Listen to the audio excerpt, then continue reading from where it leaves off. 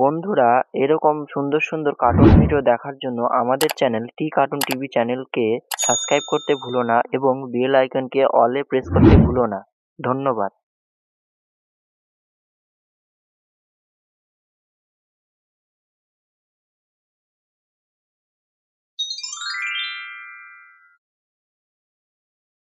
এক জঙ্গলে এক কাক পাখি বাস করত।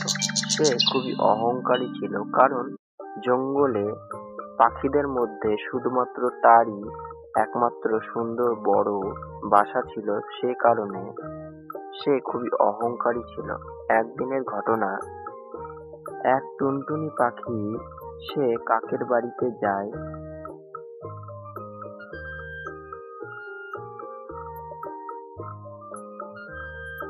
কাক ভাই, ও কাক ভাই, একটু বাইরে এসে তো। কি হয়েছে টুনি?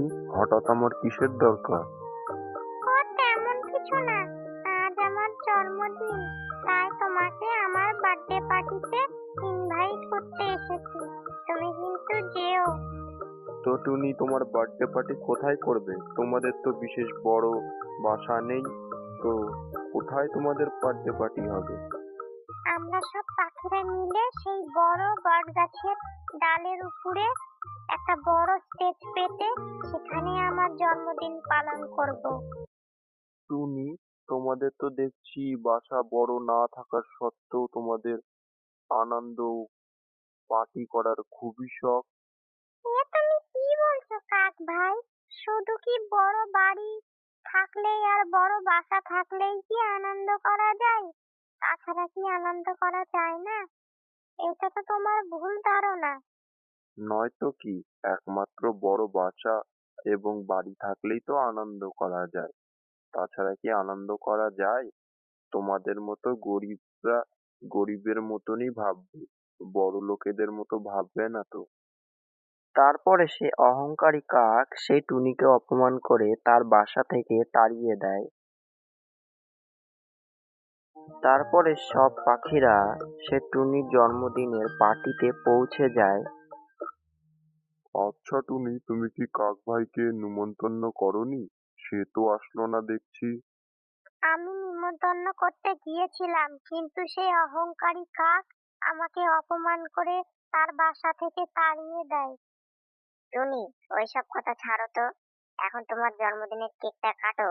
তোমার জন্মদিনের পার্টি শুরু করা যাক। যেই না টুনটুনি পাখির জন্মদিনের অনুষ্ঠান শুরু হবে, হঠাৎ প্রবল ঝড় বৃষ্টিপাত শুরু হয়ে গেল। এ মা, এই তো ঝড় বৃষ্টিপাত শুরু হয়ে গেল। এভাবে তো আমরা এখানে থাকতে পারবো না। আমাদেরকে নিজের নিজের বাসায় ফেরত যাওয়া উচিত। তারপরে টুনটুনি পাখি এবং অন্যান্য পাখিরা নিজেদের বাসায় ফেরত চলে যায়। কিন্তু প্রচন্ড জোরে ঝড় হওয়ার কারণে টুনটুনি পাখির বাসা গাছ থেকে নিচে মাটিতে পড়ে যায়। পড়ে গিয়ে সেই বাসা ভেঙে যায়। এ মা, আমার বাসা, আমার বাসা! এ মা, আমার বাসা তো মাটিতে পড়ে ভেঙে গেছে। এবার আমি কি করব?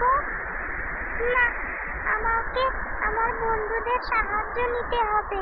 যাই, বন্ধুদের কাছে যাই। তারপরে সে টুনটুনি পাখি সে স্টেজের কাছে গিয়ে দেখে আরো সব পাখিরাও সেখানে রয়েছে। এ মা, বন্ধুরা, তোমরা এখানে কি করছো? টুনি, এই প্রবল ঝড়ে আমাদের বাসা ভেঙে গিয়েছে। কি? তোমাদেরও বাসা ভেঙে গিয়েছে? আমারও বাসা এই প্রবল ঝড়ে ভেঙে গিয়েছে। জানি না ভগবান কেন আমাদের এইভাবে পরীক্ষা নেয়। এই কথা বলে তারা ঠান্ডাতে কাঁপতে থাকে। হঠাৎ টিয়া বলে ওঠে, এই প্রবল ঝড়ের হাত থেকে বাঁচার জন্য আমার কাছে একটা উপায় আছে। কি উপায় আছে টিয়া ভাই? তাড়াতাড়ি বলো। চলো আমরা সবাই কাক ভাইয়ের কাছে যাই। কাক ভাইয়ের বাসা খুবই বড়, আমরা সবাই আরামে সেই বাসাতে থাকতে পারবো। সেই অহংকারী কাক, সে আমাদের কখনোই তার বাসাতে থাকতে দিবে না। সে খুবই অহংকারী। তাকে আমি আমার বার্থডে পার্টির জন্য নিমন্ত্রণ করতে গিয়েছিলাম, তখন আমাকে সে অপমান করে দূর দূর করে তাড়িয়ে দিয়েছিল। টুনি বোন, তুমি চিন্তা করো না, কাক ভাই আমার খুব ভালো বন্ধু। আমি বললে ওই নিশ্চয়ই আমার কথা শুনবে। চলো আমরা সবাই কাক ভাইয়ের বাড়িতে যাই। তারপরে সব পাখিরা মিলে সেই কাকের বাড়িতে যায়।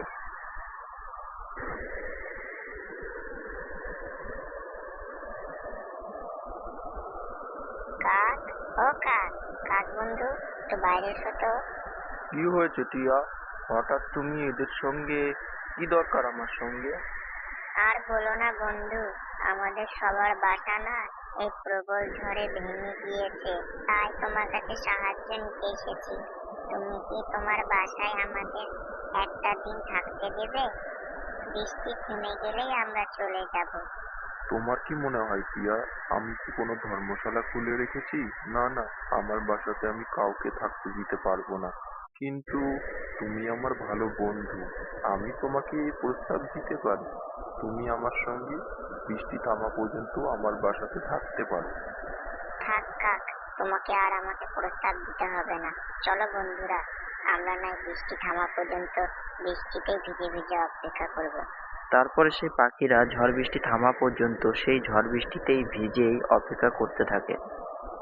টিয়া, তোমাকে আমি বলেছিলাম না ওই অহংকারী কাক কখনোই আমাদের তার বাড়িতে থাকতে দেবে না? হ্যাঁ টিয়া, তাই তো দেখছি। বন্ধুর সময় বন্ধুই বিপদে থাকে না। এবার আমাদের বৃষ্টি থামার পরে একটা শক্তপোক্ত বাসা বানাতে হবে, যাতে আমরা এই বর্ষাকাল আরামে কাটাতে পারি। হ্যাঁ টুনি, আমাদের বৃষ্টি থামার পরে একটা শক্তপোক্ত বাসা বানাতেই হবে, যাতে আমরা এই বর্ষাকাল আরামে কাটাতে পারি। বৃষ্টি থামলেই আমরা লেগে পড়বো বাসা বানাতে। তারপরে বৃষ্টি থামার পর তারা সবাই মিলে বাসা বানানোর সামগ্রী খুঁজতে শুরু করে দেয়। তারা সবাই মিলে দুভাগে ভাগ হয়ে যায় এবং বাসা বানানোর সামগ্রী খুঁজতে শুরু করে।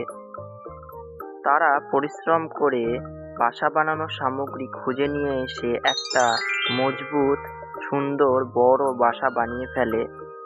তাদের সুন্দর বাসা দেখে অহংকারী কাকের অহংকার ভেঙে যায় এবং সে পাখিগুলোর কাছে গিয়ে তাদের কাছে ক্ষমা চায়। তারপরে সেই পাখিগুলো সেই কাককে ক্ষমা করে দেয় এবং তারা সুখে শান্তিতে সেই বাসাতে জীবনযাপন করতে থাকে।